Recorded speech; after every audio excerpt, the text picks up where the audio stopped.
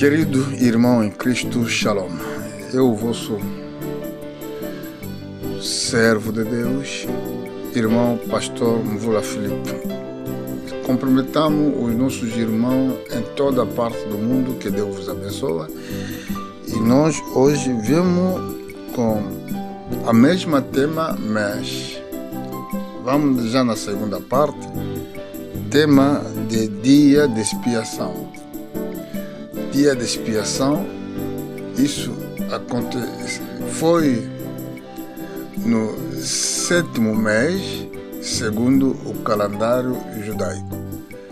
O 7º mês pode ser mês no nosso calendário, pode ser mês de outubro, onde que se realizava esse dia, essa festa de expiação, é que naquele dia é que o sumo sacerdote fazia obra dentro do templo, fazia expiação sobre o povo de Israel. E o que quer dizer expiação?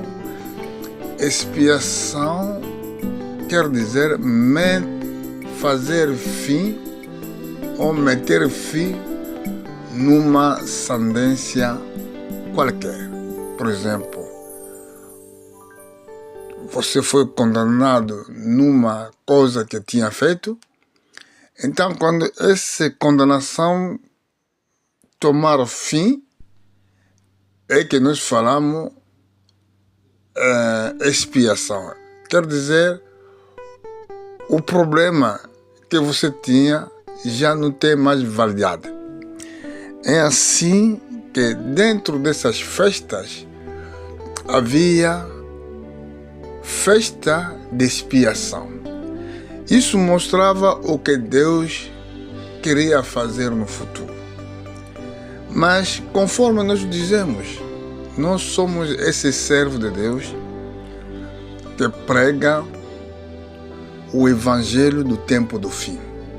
E também, nós uma vez já explicamos por que os filhos de Israel, antes de entrar na cidade de Jericó, eles rodeavam a cidade uma vez, segundo a palavra que Deus tinha dito a Josué. Mas chegando no último dia, no 7º dia, o trabalho foi duplicado. Eles rodearam a cidade 7 vezes. Por que 7 vezes? Foi o trabalho intenso. Foi trabalho intenso de rodear a cidade 7 vezes. Uma vez eles faziam isso uma só vez cada dia. Isso mostra que a igreja do tempo do fim terá uma carga difícil, carga dura, de restaurar todos os ensinamentos desde o Antigo Testamento até no Novo Testamento, repetindo essas palavras que ficaram, que foram mal explicadas na igreja. É que esse servo de Deus que terá a missão para pregar no fim do tempo e vão explicar. É isso que nós estamos fazendo. Aqui estamos na carta do Levítico, no capítulo 16, versículo 17. Ali estamos falando sobre 2 bodes, 2 cabritos, que foram, cada vez o sumo sacerdote ia no templo, então lhe apresentava um novilho para os seus próprios pecados e da sua família, e 2 bodes, são 2 cabritos, que eram pelos sacrifícios. Mas olha bem, vamos fazer a leitura. No versículo 7 a Bíblia diz assim: também tomará os 2 bodes e os porá perante o Senhor à porta da tenda da revelação. E Arão lançará sorte sobre os 2 bodes, uma pelo Senhor e a outra por Azazel. Eu já tinha dito no ensinamento passado que deveria sublinhar o Azazel.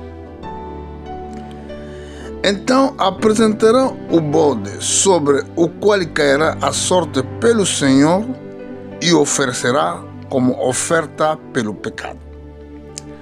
Mas o bode sobre que cair a sorte para Azazel será posto vivo perante o Senhor para fazer expiação com ele, a fim de enviá-lo ao deserto para Azazel.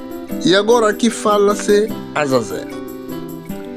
Já falamos que depois do sumo sacerdote acabar de oferecer o novilho para os seus próprios pecados e da sua família, assim vai tirar esses 2 bodes cabritos, tirar a sorte. Um cairá para expiação sobre o Senhor e outro para Azazel.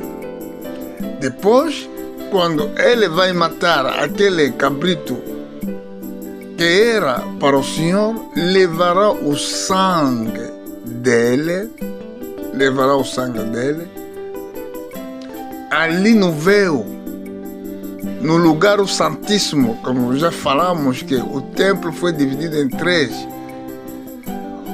Na terceira parte do templo ou do véu, onde somente ia lá o sumo sacerdote. Ninguém pode entrar ali.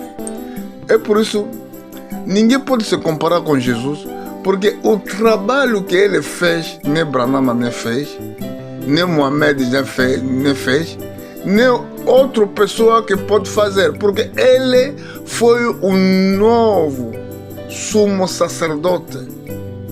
Nós vamos aprender, porque esse tema vai nos apanhar o tempo para explicar.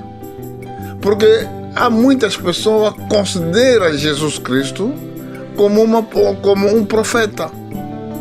Jesus Cristo foi profeta, sim, mas foi também o sumo sacerdote.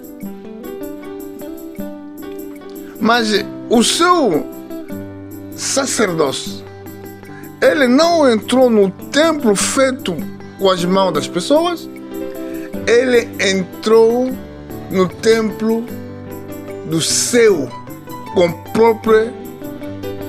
o seu sangue. Ele entrou naquele templo perfeito. E agora, ninguém tem direito de considerar Jesus Cristo como seu profeta. Hoje, na pregação ou na revelação do que era a festa da expiação, nós vamos entender o qual era o trabalho do Cristo. Vamos lá ver. Mas esses cabritos, quando ele degola ou mata o que vai servir para a expiação, ele entra já na terceira parte do templo, no véu, onde que havia a Arca da Aliança, onde que havia, dentro da Arca da Aliança, havia a vara de Arão, porque Arão que foi sumo sacerdote naquela altura. Quando chega lá com sangue nas mãos, ele vai fazer a vai deitar sangue 7 vezes com as vistas no Oriente.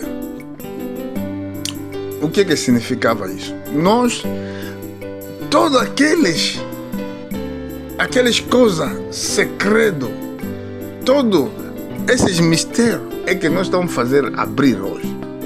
Porque ele tem que deitar sangue 7 vezes. Vamos lá ver isso. É muito importante, queridos irmãos em Cristo. Vamos lá ver por quê. ele fazia isso? Vou subir no versículo 18. Então será ao altar que está perante o Senhor, fará expiação pelo altar, tomar do sangue do novilho e do sangue do bode e porá sobre as portas do altar ao redor. E do sangue espargira com um dedo 7 vezes sobre o altar, purificando, santificando o das imundícias dos filhos de Israel. Vemos que ele com as mãos espargira com o dedo 7 vezes. 7 vezes tem uma significação profética. Por que 7 vezes? Porque Deus não faz as coisas somente à toa. Quando Ele abre-se, ou quando Ele quer explicar algo, quando Ele vai explicar algo, às vezes quando você está a estudar a Bíblia, tem que fazer muito atenção nas coisas que ficam como pendente. Lá vimos a obra do sumo sacerdote. Primeiramente, ele tem que levar um novilho. O novilho servia para os seus próprios pecados e os pecados da sua família. Depois, ele vai tirar sorte sobre 2 bodes. Esses 2 bodes, um será para expiação sobre o Senhor e o outro que vai ser para o Azazel. E hoje vamos parar no Azazel. O Azazel foi um nome, podemos dizer, nome do Satanás. Porque, se vocês quiseram, ou entra em Google, vai utilizar Azazel. O que quer dizer Azazel? Mas por que o Azazel, que é o diabo, ele também necessitava receber o sacrifício? Jesus Cristo, ele nos resgatou totalmente. Nós não temos nada a dever, não somos devedor de nada diante do diabo. Porque o Azazel, o cabrito que era para o Azazel, servia para pagamento do preço do pecado que o homem cometeu. Isso dizia que um dia, quando Jesus Cristo vai vir na terra, foi uma promessa, mas dito para a lei, ele vai pagar o preço do teu pecado. É por isso que falamos que Jesus pagou dupla o preço. Primeiramente, ele pagou o preço do pecado diante do Senhor. Segunda coisa, pagou também o que era do diabo. Porque o homem que pecou, agora, ele queria restaurar o homem no tempo inicial, sem pecado, sem nada. Agora, esse pecado necessitava a vida de um justo. E esses cabritos, 2 cabritos, representavam a imagem do trabalho que Jesus vai fazer. Por quê? Naquele tempo, o que era sumo sacerdote foi o Arão. Mas o Arão não deu a sua vida. Só fazia uma imagem do que poderia ser anunciado nos últimos tempos. E estou a ir no fim porque vai ser as curtas pregações. E não esqueça que estamos a falar sobre Azazel, o anjo rebelde, mas esse anjo rebelde foi o próprio Satanás. Vamos ir na carta do Hebreu, no capítulo 3. No capítulo 3. Vamos começar no versículo 1. Pelo que, santos irmãos, participantes da vocação celeste, consideram o apóstolo e sumo sacerdote da nossa confissão, Jesus, como ele foi fiel ao que constitui assim como também foi Moisés em toda a casa de Deus, pois ele é tido por digno de tanto maior glória do que Moisés, quanto maior honra do que a casa tem aquele que edificou. Porque toda casa é edificada por alguém, mas quem edificou todas as coisas é Deus. Moisés, na verdade, foi fiel em toda a casa de Deus, como servo para testemunhar das coisas que se havia de anunciar. O Antigo Testamento, irmão, foi uma imagem, foi um testemunho naquilo que poderia ser anunciado.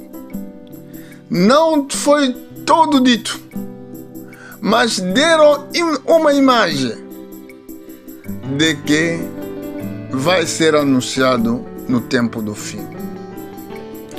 Os bodas que nós vimos, dois, representava o próprio Jesus. E o sumo sacerdote daquele tempo representava o próprio Jesus.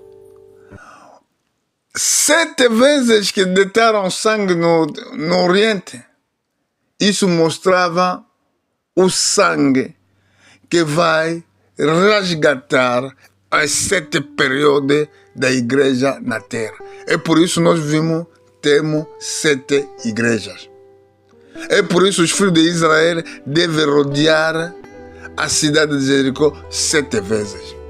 É por isso o Naamã, para ser curado na sua lepra, ele tem que ir lá no mar ou no Rio Jordão para deitar-se no Rio Jordão 7 vezes.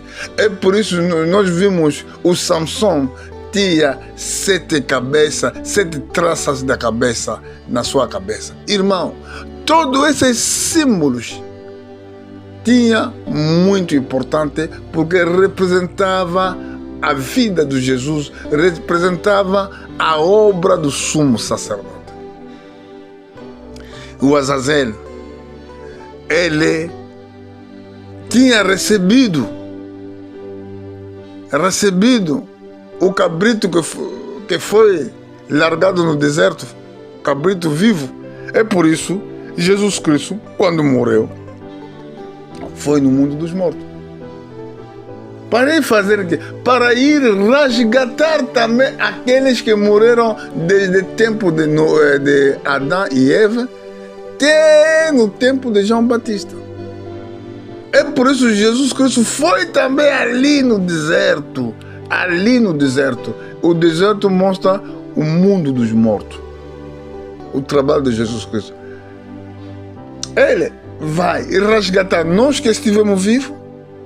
Ele tem que ir no deserto, e mais do deserto, ali no mundo do morto, no mundo dos mortos, para resgatar também aqueles que morreram com a palavra, aqueles que esperavam a sua vinda.